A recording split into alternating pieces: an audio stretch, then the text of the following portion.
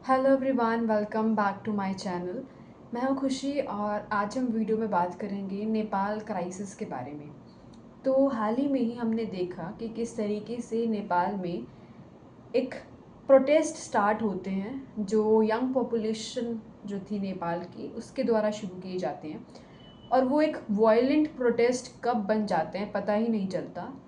जो वहाँ की आर्मी है, पुलिस है, सिस्टम है, उसके जो प्रोटेस्ट है उनके आउट ऑफ कंट्रोल होते हैं ये, जिस कारण से गवर्नमेंट मिनिस्टर्स को अपनी जो पोजीशंस होती हैं, अपना पार होती है, सब कुछ छोड़ना पड़ता है and even have to fled from the country because of this protest. Because parliament को जला दिया जाता है, सुप्रीम कोर्ट को जला दिया जाता है। तो क्या रीज़न है इन प्रोटेस्ट के पीछे, तो ये चीज़ें हम आज वीडियो में जानेंगे। तो सबसे पहले जो ये नेपाल है वो उसकी जो डेमोक्रेसी है वो एक लाइक अ न्यू डेमोक्रेसी है।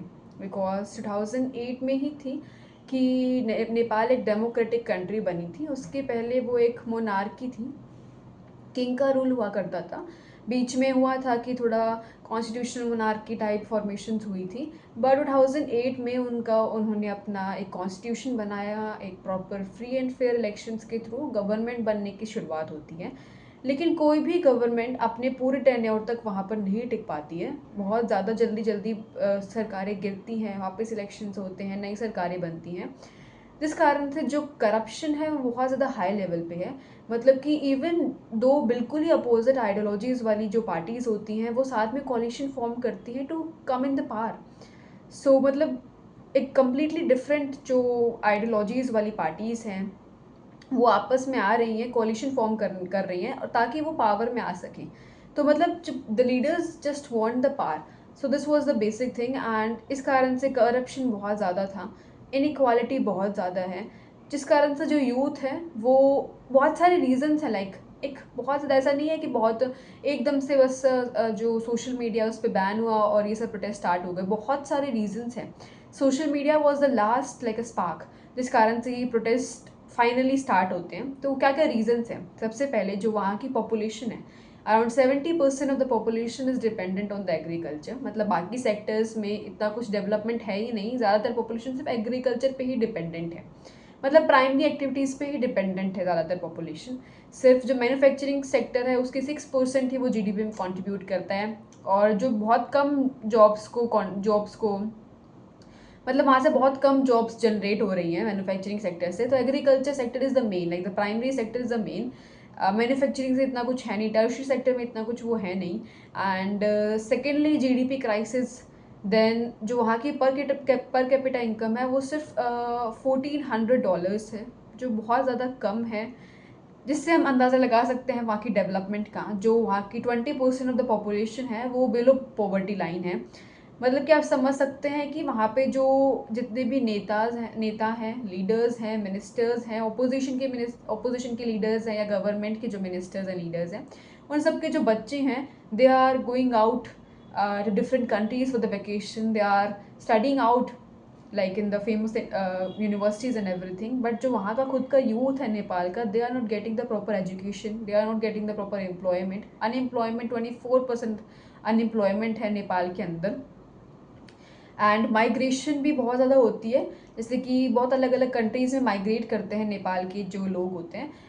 द माइग्रेट जैसे कि कंट्री जैसे कि सिंगापुर हो गया, लेकिन वहाँ की भी अब देखते हैं कि बहुत अलग अलग कंट्रीज़ में, जैसे ऑस्ट्रेलिया हो गया, सिंगापुर हो गया, बहुत सारे कंट्रीज़ में अब माइग्रेशन को लेकर के बहुत ज़्यादा लाइक लिमिटेशंस आ गए हैं कि आप माइग्रेट नहीं कर पा रहे हैं ज़्यादातर लोग वहाँ उन कंट्रीज़ में। वो भी बहुत कुछ अपनी पॉपुलेशन को करने के लिए लिमिटेशंस लगा रही हैं माइग्रेशन के ऊपर। तो जिस कारण से अब नेपाल की पॉपुलेशन बाहर माइग्रेशन भी नहीं कर पा रही है। कंट्री में एम्प्लॉयमेंट है नहीं, कंट्री में इतना अनएम्प्लॉयमेंट है, बाहर वो जा नहीं रहे हैं। मतलब कि एजुकेटेड यूथ भी है वो घर पे बैठा है, they are not getting the jobs. कोई स्किल्स नहीं ऐड ऑन हो रही हैं, कोई जॉब्स नहीं मिल रही हैं, अब तो बाहर नहीं जा पा रहे हैं। मतलब कि पोवर्टी किस लेवल पे होगी वो आप सोचिए। तो ये बेसिक रीजंस हैं जिस कारण से नेपाल में ये क्राइसिस स्टार्ट हुए। सोशल मीडिया बैन जो हुआ था, सोशल मीडिया बैन मतलब कि ऑलमोस्ट सब ऐप्स के ऊपर नेपाली गवर्नमेंट ने बैन कर दिया था। कुछ ऐप्स को छोड़ के, जैसे कि टिकटॉक। अब टिकटॉक जो ऐप को बैन नहीं किया गया तो लोगों को लगता है कि शायद जो नेपाल है उसको वो अपने जो केपी शर्मा ओली थे उनको जो अपने रिलेशंस है वो चाइना के साथ काफ़ी ज़्यादा सुधारने पे ध्यान दे रहे थे, तो इस कारण से उन्होंने बैन नहीं किया होगा। बट ऐसा नहीं है, पहले टिकटॉक को भी बैन किया गया था, फिर टिकटॉक ने जो गवर्नमेंट के नॉर्म्स है उनको फॉलो करते हुए रजिस्टर किया अपने आप को, तो उनको वापस स्टार्ट कर दिया। जो अभी सोशल मीडिया ऐप्स बैन हुई थी उनको भी कहा गया था कि आप रजिस्टर कर लीजिए, लेकिन उन्होंने रजिस्टर नहीं किया, तो पिछले 2 साल से ही कहने के बाद गवर्नमेंट ने उनको बैन कर दिया। लेकिन सोशल मीडिया आज की जो यंग पॉपुलेशन है, यूथ है, उसके लिए एक मेजर पार्ट बन चुका है उनकी लाइफ का। मतलब कि कुछ चीज़ें जाननी है, अपने व्यूज़ बताने हैं, एक freedom of speech expression social media के थ्रू मिलती है। और आज की यंग पॉपुलेशन जिसने ये प्रोटेस्ट स्टार्ट किया है, जेन ज़ी पॉपुलेशन, जो बेसिकली लाइक 1997 से 2012 तक का जो स्पैन है टाइम का, उसके बीच में जो बच्चे पैदा हुए थे उनको जेन ज़ी कहा जाता है, उसके बाद वालों को जेन अल्फ़ा कहा जाता है। तो ये पॉपुलेशन काफ़ी ज़्यादा डिपेंडेंट है सोशल मीडिया के ऊपर। तो सोशल मीडिया बैन जो हुआ उससे लोगों को, यूथ को लगा कि उनकी जो फ्रीडम ऑफ स्पीच है वो छिन रही है, जिस कारण से ये प्रोटेस्ट स्टार्ट होते हैं। इसके बाद इस जो सोशल मीडिया बैन था उससे बैन जो था उसको लिफ्ट भी कर दिया जाता है, लेकिन इतना फ़र्क नहीं पड़ता क्योंकि करप्शन इतना हाई लेवल पे है।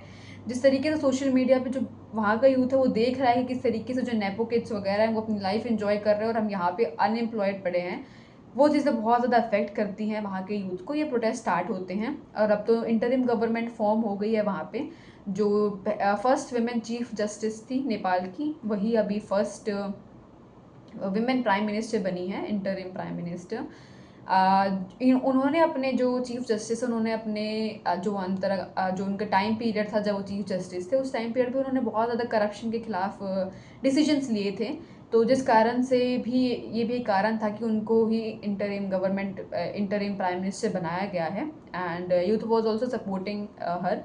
तो उन्होंने कहा भी है कि करप्शन के खिलाफ जो यूथ चाहता है वैसे ही डिसीजंस लें करप्शन के खिलाफ, लेकिन बहुत ज़्यादा फ़र्क होता है। वो चीफ जस्टिस रही हैं, जुडिशरी में रही हैं, और आज के टाइम में नेपाल को संभालना, जहाँ पे इतने प्रोटेस्ट चल रहे हैं, यूथ कम्प्लीटली फेडअप है कंट्री और उसकी गवर्नेंस से, तो उस कंट्री को संभालना काफ़ी डिफ़िकल्ट होगा उनके लिए भी। एंड सेकेंडली, हम बहुत सारी लोगों का ऐसा कहना है कि इंडिया में भी तो नेपोटिज्म है, बट इंडिया में भी नेपोटिज्म है, ऑलमोस्ट सब सेक्टर्स के अंदर है, जुडिशरी में भी है, बॉलीवुड में तो हम देखते ही हैं कि किस तरह का नेपोटिज्म है।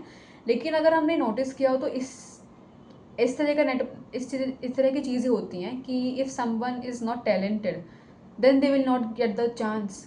मतलब कि अगर हम बहुत स्मॉलर लेवल का एग्जांपल देखें कि सचिन तेंदुलकर हैं, वो काफ़ी बड़े क्रिकेटर रहे हैं, लोगों ने उनको बहुत प्यार दिया है, लेकिन उनके बेटे को उस हिसाब का ना तो एक्सपोजर मिला और ना ही प्यार मिला लोगों से, बिकॉज बेशक से उनको एक मौका मिला क्योंकि वो एक बहुत बड़े क्रिकेटर के बेटे थे, कि उनको एक फील्ड में आने के बहुत ईजी पाथ मिला। लेकिन अगर आप अच्छे नहीं हैं तो लोग आपको सपोर्ट नहीं करेंगे, एंड इवन जो आउटसाइडर्स हैं उनको ज़्यादा सपोर्ट किया जाता है लोगों के द्वारा। ये बॉलीवुड में भी देखते हैं कि बहुत सारे नेपो किड्स होते हैं, वो उतने सक्सेसफुल नहीं हैं बिकॉज लोगों ने उन्हें प्यार नहीं दिया।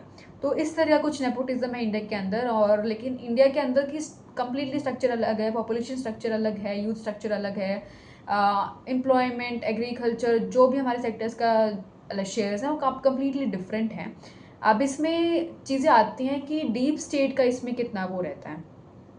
अभी ये लोगों के द्वारा कहा जाता है कि डीप स्टेट का इसमें बहुत बड़ा इंटरफेरेंस था। मतलब कि जो अलग अलग कंट्रीज़ होती हैं, जैसे कि यूएस हो गया या और चाइना हो गया, इन कंट्रीज़ का इन्फ्लुएंस रहता है इनकी जो, जैसे कि बांग्लादेश में प्रोटेस्ट हुए थे, बांग्लादेश में भी प्रोटेस्ट इसी तरीके से फैले थे, वहाँ पे स्टूडेंट प्रोटेस्ट स्टार्ट हुए थे। वो किस तरीके से इतना वायलेंट हो गए कि शेख हसीना को वहाँ से भागना पड़ा, जबकि Sheikh Hasina was there in the power from last many years and Bangladesh was still doing better. तो तो क्या डीप स्टेट का क्या रोल रहता है इसके अंदर? तो ये होता है कि जो इनडायरेक्ट इन्फ्लुएंस रहता है बड़ी बड़ी पावर्स का चीज़ों को मोल्ड करने में, जो सीक्रेटली होता है, हिडन तरीके से होता है, उसको डीप स्टेट कह दिया जाता है। अब इसमें लोगों का कहना है कि यूएस का इसमें इंटरफेरेंस था, या हो सकता है इंडिया का इसके अंदर इंटरफेरेंस था, क्योंकि जो केपी शर्मा ओली थे वो काफ़ी ज़्यादा टिल्ट हो रहे थे चाइना की तरफ। लेकिन हम ये जो जितनी भी थ्योरीज हैं ये काफ़ी मतलब एज अ थ्योरीज ही देखी जा सकती हैं, इनका कोई भी लाइक ऐसा बेस नहीं है इनके इन चीज़ों का। तो एज अ थ्योरीज ही हम इन चीज़ों को देख सकते हैं कि कितना इंटरफेरेंस रहा होगा इंडिया का या दूसरी कंट्रीज़ का, चाइना का। जैसे बांग्लादेश में भी कहा गया था कि यूएस का इंटरफेरेंस रहा है, क्योंकि शेख हसीना जो थी she was not giving an island to the US, तो ऐसे कुछ स्पेकुलेशंस थी। तो ये सब कुछ थ्योरीज की तरह ही देखी जा सकती हैं। हम इनको समझना मुश्किल है कि क्या इंटरफेरेंस रहा है नहीं रहा है, कि लोगों का कहना है कि वहाँ पे पार्लियामेंट को जलाया गया, सुप्रीम कोर्ट को चलाया गया, जो शायद वहाँ की पॉपुलेशन ना करे, कि एक यूथ नहीं कर सकता इन चीज़ों को, कोई ना कोई आउटर इंटरफेरेंस रहा होगा। बट ये चीज़ें डिपेंड करती हैं पर्सन टू पर्सन, क्या परसेप्शंस होते हैं, बिकॉज ये जस्ट थिक थ्योरीज हैं। तो ये थी मेजरली चीज़ें कि नेपाल में जो क्राइसिस स्टार्ट हुए थे, क्या रीजंस थे, किस कारण से वो आगे बढ़े, क्या बहुत रैम्पेंट करप्शन जो है वहाँ पर, उस जो मेजर रीजन बना है नेपाल क्राइसिस का। एंड वहाँ की अभी इंटरिम गवर्नमेंट फॉर्म हो चुकी है। And she has also set that कि शी इज़ द जो चीफ जस्टिस है वहाँ, जो अभी बनी है, जो फर्स्ट वुमेन चीफ जस्टिस थी और first women interim prime minister बनी है वहाँ की, वो उन्होंने जो अपनी स्टडीज़ है वो BHU बनारस हिंदू यूनिवर्सिटी से भी पूरी की हैं। एंड उन्होंने कहा है कि she is impressed by the government of the India and want to take steps towards the India like more, because जो ओली थे उनकी जो गवर्नमेंट थी they were tilted towards the China. उनकी जो पॉलिसीज़ हैं BRI वगैरह, उनमें भी उनका रोल था। तो देखते हैं कि अब इंटरिम गवर्नमेंट क्या स्टेप्स लेती है कंप्लीट करप्शन को ख़त्म करने के लिए, या यूथ की जो यूथ पॉपुलेशन जो प्रोटेस्ट कर रही है उसको शांत कराने के लिए। वो तो आगे ही देखा जाएगा कि नेपाल में क्या क्या चीज़ें आती हैं, किस तरह के डेवलपमेंट्स होते हैं। So this was all about the video. अगर कोई और टॉपिक है जिस पे आप चाहते हैं कि वीडियो बने, then let me know in the comment section, and please subscribe to the channel, share the video and like the video. Thank you.